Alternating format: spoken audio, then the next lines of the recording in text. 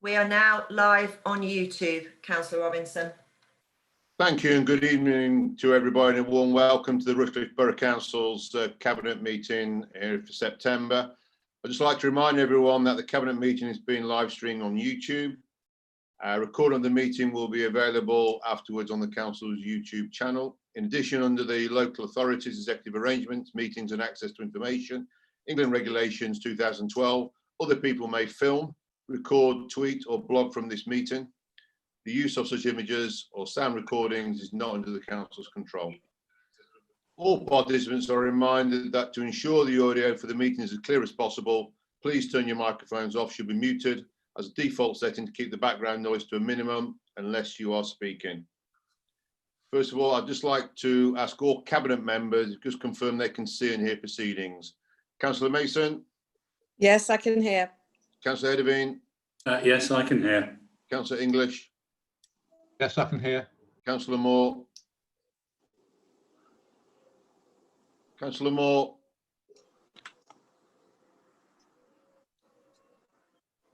Okay, thumbs up from Councillor Moore. Councillor Upton? Yes. And officers, Mrs. Marriott? Yes, Councillor Robinson. Mrs. Sewell? Yes, Councillor Robinson, I can hear. Mr. Linfield?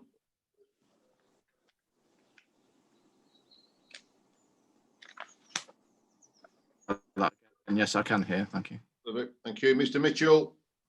Yes, Councillor Robinson. And Mrs. Stambini, we've heard anyway, so you know you're online with it. And then Yes, we have the two group leaders in attendance for item 4 for the opposition group leaders questions. So if I could please just ask Councillor Gray and Councillor Thomas confirm they can see and hear proceedings. Councillor Thomas? Yes, I can. Thank you. Councillor Gray? I can see and hear. Thank you. I just also like to remind Cabinet members to raise their hand function if you wish to speak. In respect of voting, I'll ask for councillors who wish to abstain or vote against an item to raise their hand first. If no councillor indicates, we'll take it that the item has been carried. I would like to move the first item on the agenda. First of all, apologies for absence, Mrs. Tambini. There are no apologies for absence today, Councillor Robinson. Declarations of interest? No. Okay, I'd like to move now the minutes for the meeting on the 14th of July 2020 are accepted. Do I have a seconder for that, please? Councillor Mason, anybody against accepting those minutes? No. Okay, so we can take it those minutes for the 14th of July, then are accepted as a true record. Okay, item 4. Which is asking for the councillors to so at this point the opposition group leaders questions has to read out your questions and response will be given by the appropriate cabinet member. Each councillor is entitled to ask one supplementary question and reply will be provided either at the meeting or after the meeting in writing. Could I ask Councillor Thomas please to ask the first question? Yes, good evening everyone. In light of government proposals to reduce the opportunities for consultation on planning applications, how is the council ensuring that residents fully understand that the options for growth identified in the Greater Nottingham Strategic Plan consultation could lead to huge areas for development being allocated on their doorsteps? Thank you, Councillor Thomas. Councillor Upton. Thank you. The growth options consultation for the Greater Nottingham Strategic Plan has been publicised as widely as reasonably practicable given the COVID-19 restrictions. All statutory consultees, local stakeholders and others whose details are held on the council's database have been contacted directly. There's been extensive use of social media to publicise this consultation, as well as a dedicated Twitter site for the strategic plan. The Borough Council has promoted the consultation on its own Twitter, Facebook and Instagram accounts. There was in fact a joint press release by the councils concerning the consultation, and the Borough Council also published its own press release at the start of the consultation process. There is a dedicated website which provides full details for the consultation and hosts all the consultation and relevant background documents for everyone to view. The Borough Council also wrote to all Rushcliffe's town and parish councils with details of this consultation and asked them to make the public to publicise the consultation with their communities. The growth options is the first formal stage of preparing the strategic plan prior to any decisions being made as to where future developments may be located. And there will be further opportunities for Rushcliffe's communities to engage with the plan making process as the proposals emerge over the coming months and years. So hopefully that is where we are at the moment, Councillor Thomas. Thank you. Do you have a supplementary question, Councillor Thomas? I do, yes. At the next stage of consultation, if COVID restrictions are still in place, will the council consider targeted leafleting of residents or letters to particular areas, outdoor exhibitions and well publicised online events? Thank you. I think the first option of targeted publicity is not reasonably practical for a number of reasons. Your other two options, which were, I think, events and what was the third one? Outdoor exhibitions. Yes, I think those are very real possibilities, but not the first. Thank you, Councillor Upton. Could I ask, please, Councillor Gray to ask your question? Could I just stop for a moment, please, Councillor Robinson? Helen, could you please try and unmute me? I'm having to hold the space bar down as my system won't unmute. I don't know what's happening. I will try now, Councillor Moore. Just bear with me a moment.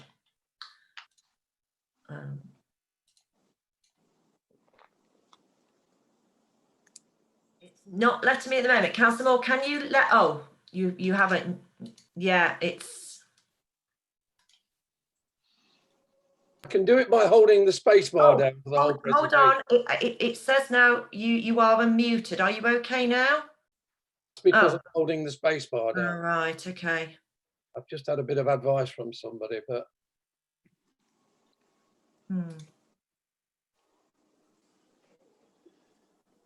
Yeah, it's not allowing me to do it.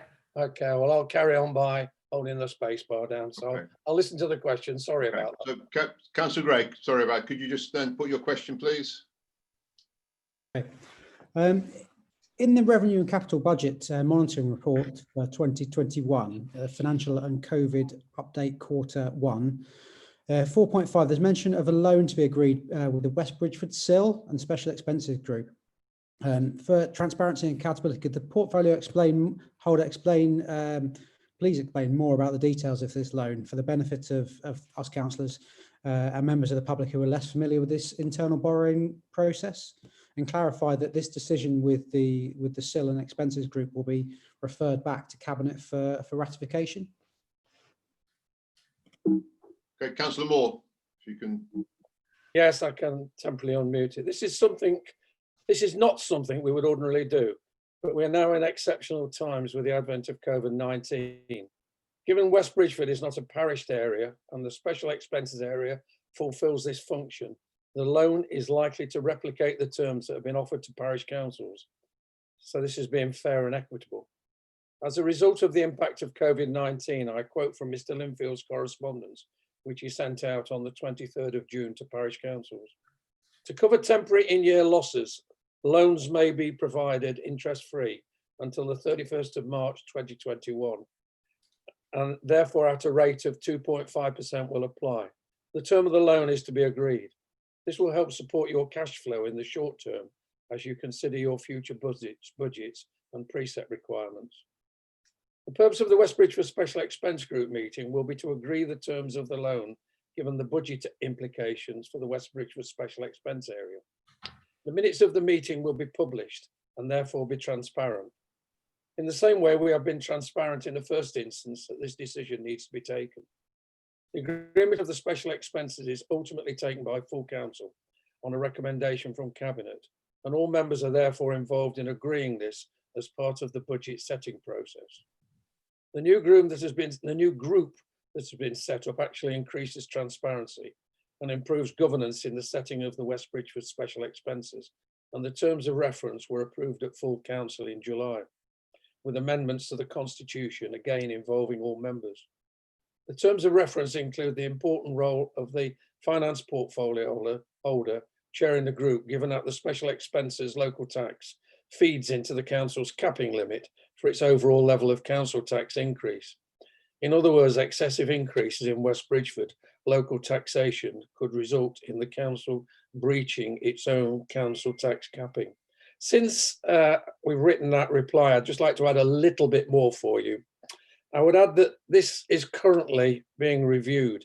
There is a possibility, and I say a possibility, as I mentioned in the briefings yesterday about nothing is set in stone. We've now got a possibility of some future government income.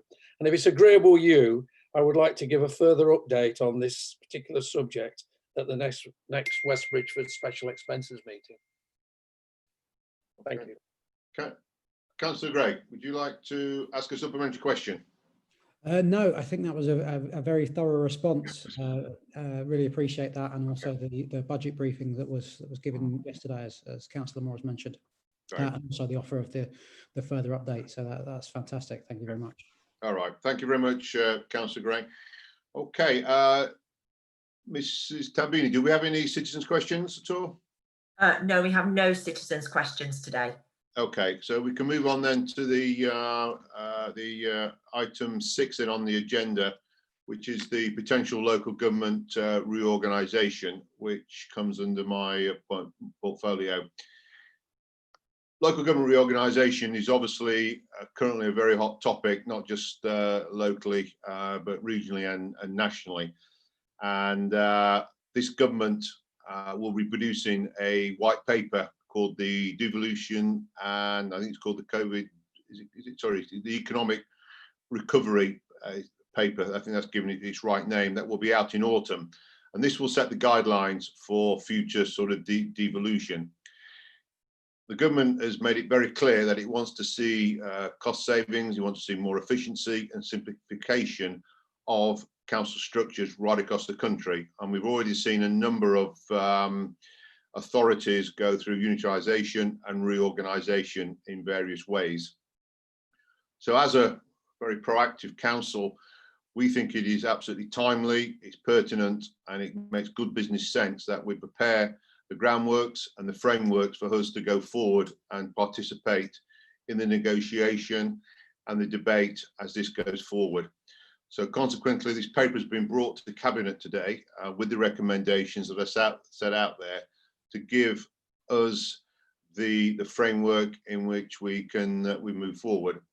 So the first recommendation is the leader and the chief executive authorised to undertake engagement with other authorities and stakeholders and also embark on proper public consultation that we particularly think is absolutely key as we move forward with this. We also would like to set up a member working group. It's something that we did a couple of years ago. Again, I think that's in the interest of transparency, good communication and cooperation. So the leader will actually be chairing a new member group, and we'll be setting that up in the very, very near future. We'd also like to set a budget of up to £60,000, and this will be allocated really for working collectively with our other partners to identify and consult on the best options of the future. So this may be consultants or say with people working with us. Our other recommendation that we set out is that the Cabinet will be updated regularly on the progress of any work, reflecting its importance and our accountability. And of course, any preferred options that come out of negotiations and the debate will actually go forward with any reorganisation to the full council for consideration debate by all councillors. So I would like to move those recommendations that are set out on page 9 that I've covered, which is item 2, which is A, B, C, D, E, setting out those. I think it's really important now that we pass this, we set up the framework so we can actively participate in the debate and negotiations going forward. Do I have a seconder, please, for this? Councillor Mason. Thank you. This is really such an important item on our agenda tonight. The council thinks that this is the best and clear way forward for Rushcliffe. It ensures that there will be true consultation with councillors, the public and other important partners. The council need to get it right, and there are different ways of delivering unitary.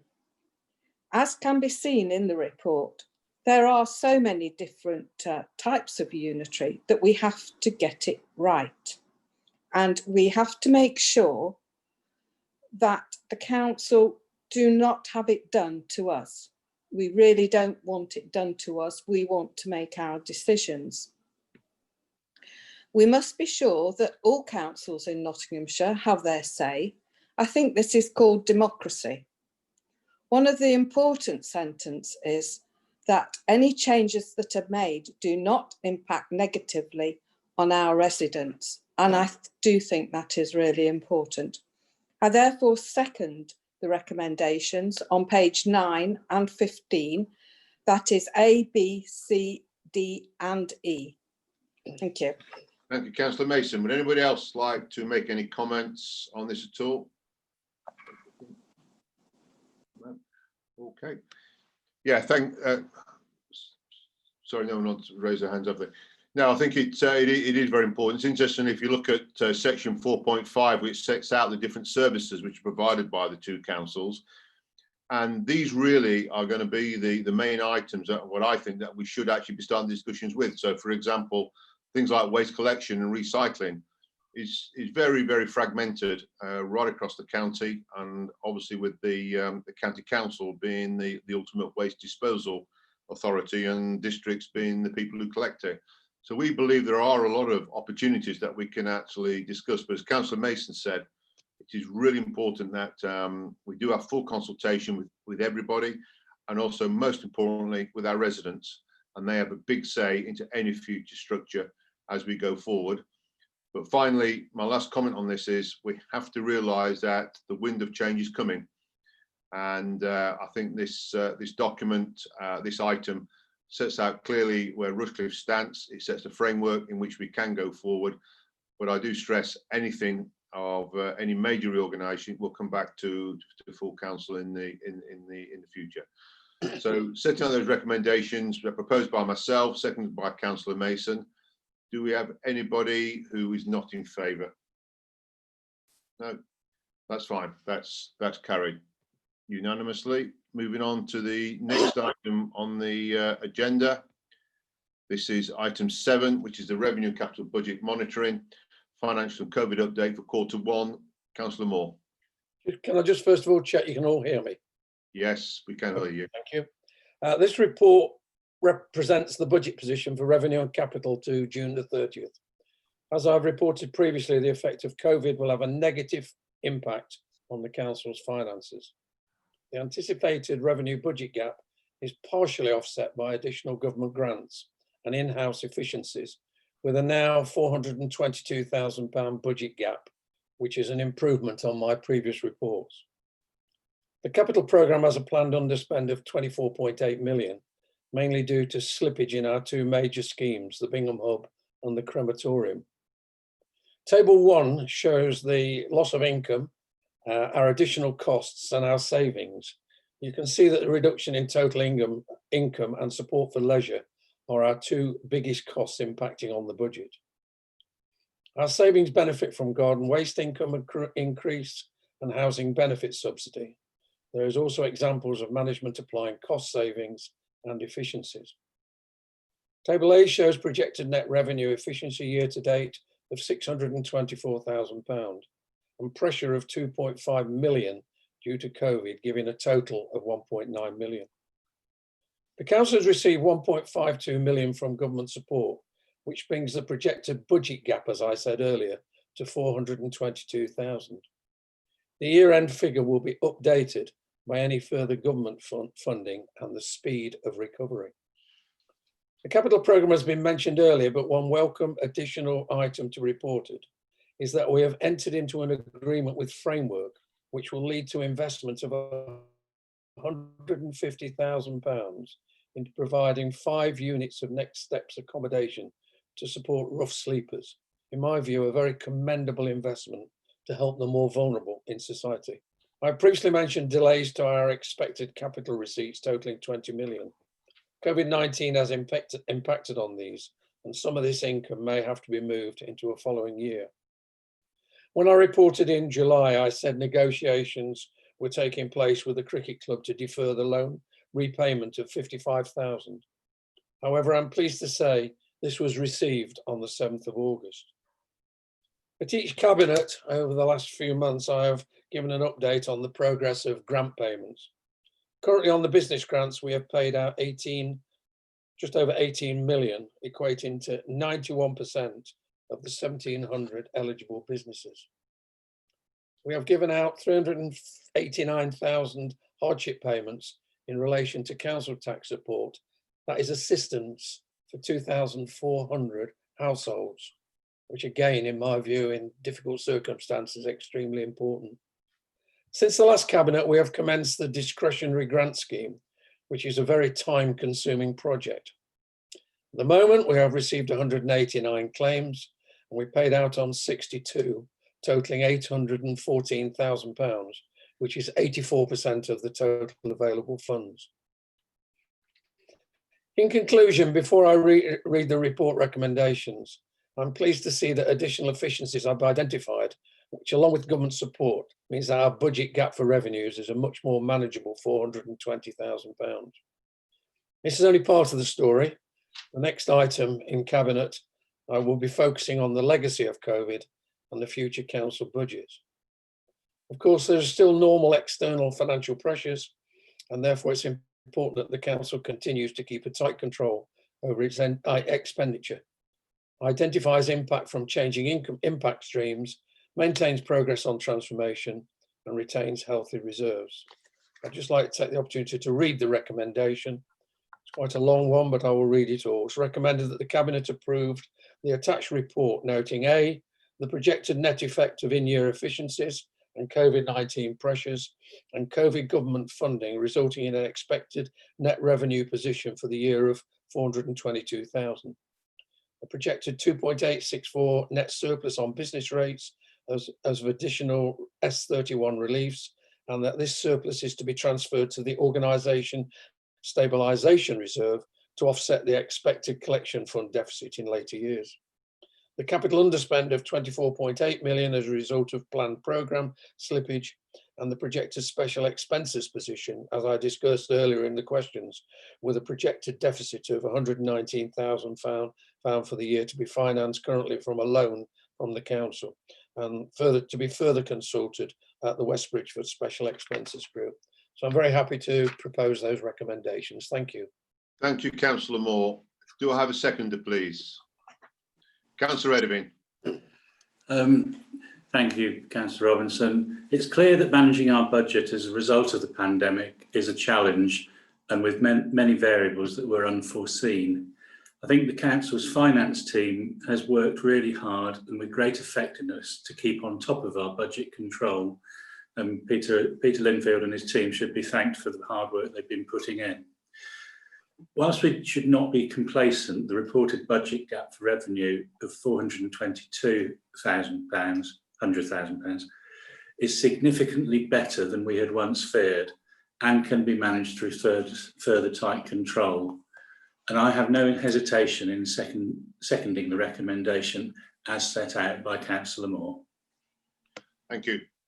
Any other comments at all?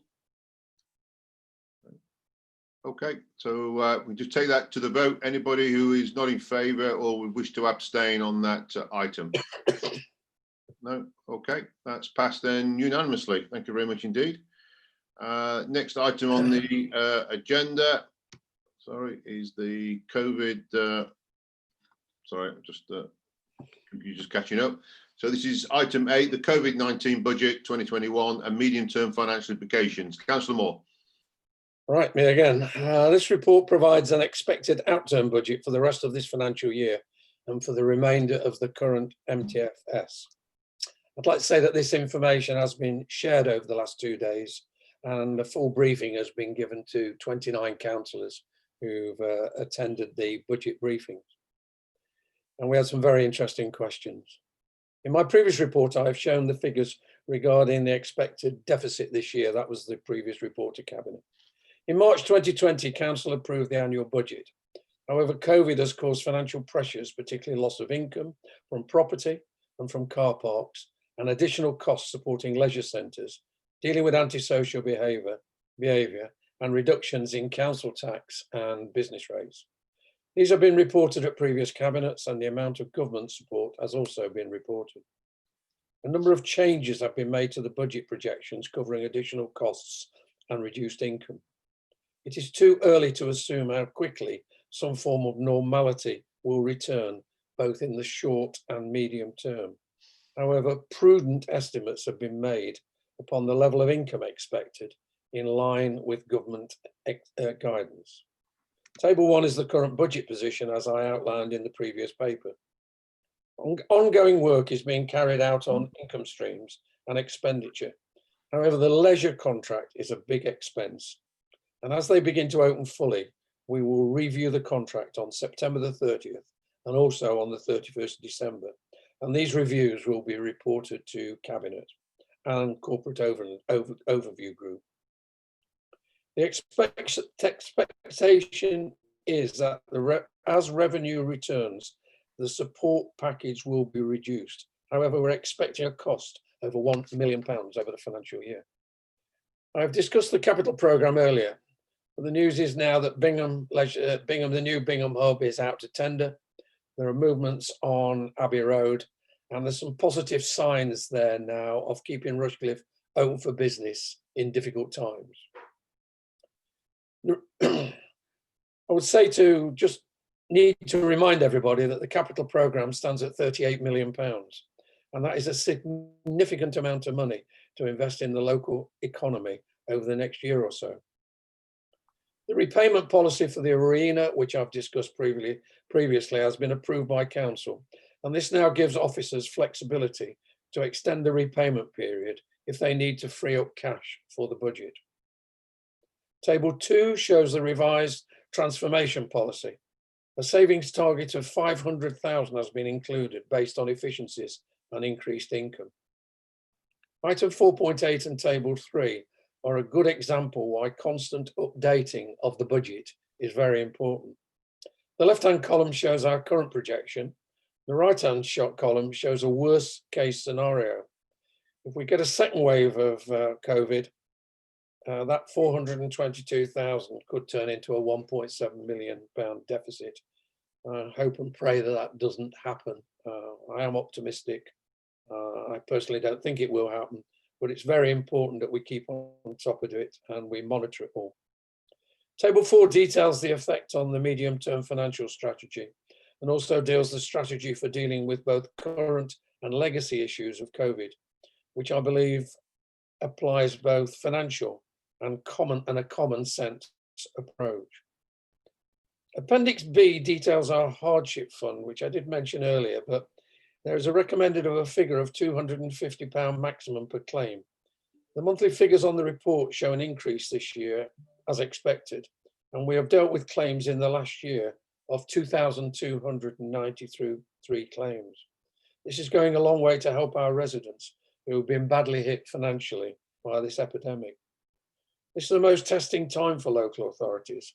I'm pleased to say this is and always has been a well-managed council who has managed its resources well and always held a healthy level of reserves, which in the short term enable us to manage our way through this economic crisis whilst delivering our corporate objectives. However, we cannot be complacent and we need to look hard at our business efficiencies, something we've been good at, and I'm confident that we will continue. Government funding has been most welcome. However, it's important to be aware that there is a limit to how much support can afford in the future. I'd like to propose the recommendations in the report. Thank Peter and his team. I know how hard they've been working, and that's gone into all aspects of our finances so far this year. So I'd like to read the recommendation and propose it. It's recommended that Cabinet approves for full council the revised projections of the 2021 revenue budget and the remainder of the current MTFS in Appendix A as a result of the impact of COVID-19. The revised projections to the capital programme for 2021 and the impact on the capital programme over the MTFS in Appendix B. The changes to the transformation strategy in Appendix C.